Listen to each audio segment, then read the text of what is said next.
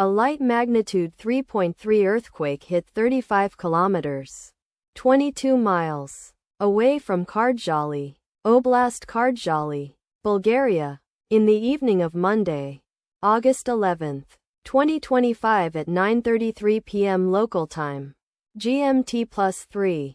The depth of the quake could not be determined, but is assumed to be shallow. The quake was not felt, or at least not reported so.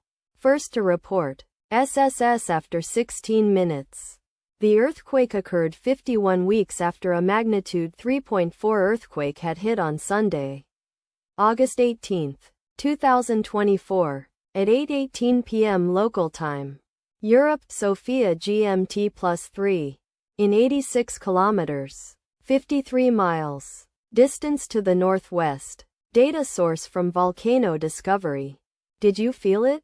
Let us pray. May the earthquake that occurred not affect our brothers and sisters there. May the earthquake not happen again. And may God protect everyone. Amen.